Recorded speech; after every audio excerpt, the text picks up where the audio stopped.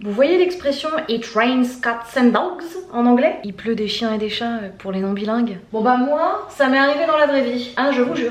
Un jour, j'étais assise comme Mac, ma fenêtre est juste là où vous êtes, et j'ai vu un chat comme ça tomber. La réaction, tout de go, quand tu vois ça, tu te dis que t'hallucines. Tu te dis, bon non, c'était une grosse goutte de pluie quoi. Donc je vais sur ma terrasse pour vérifier quand même. Je cherche, je vois rien. Mais je me dis que j'ai quand même vu un chat, et puis un gros chat en plus, hein, un bon gros matou. Hein. Faut savoir que c'est pas complètement impossible, puisque moi j'ai une terrasse, mais au-dessus, il y a des appartements avec des balcons. Donc des choses peuvent tomber sur ma terrasse. Comme par exemple, de la crasse de balcon que les gens nettoient sur mon linge qui est posé sur mon tankerville.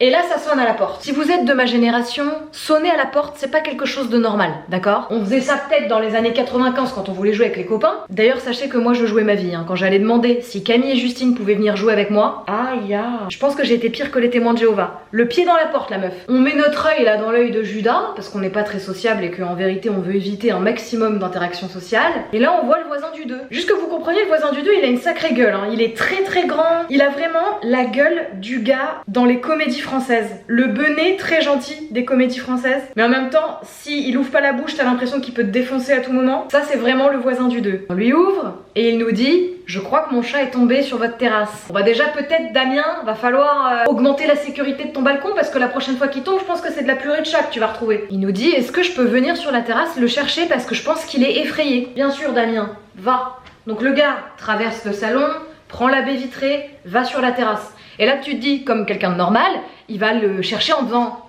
Minouche, non, oh non, il n'a pas fait ça pour chercher son chat. Il a fait beaucoup mieux. Imaginez donc le grand gaillard, tu sais pas trop s'il va te défoncer ou si c'est un benet, d'accord? Qui se met comme ça sur la terrasse et qui commence à faire et le chat qui débarque. Mon mari et moi, assommés par la scène. Qu'est-ce qui vient de se passer? Est-ce que mes voisins sont des gros barjots? Est-ce qu'en fait je suis dans un immeuble de secte? Le gars nous a chanté une espèce d'air mi-militaire, mi-la croisière s'amuse. J'ai toujours pas vraiment la ref. Et le chat a débarqué. Donc ça veut dire que tous les soirs, c'est ce qu'il chante à son chat. Je remets beaucoup de choses en question, mais... Ah bah ça c'est une scène que t'es pas prêt d'oublier dans ta vie, hein, c'est moi qui vous le dis.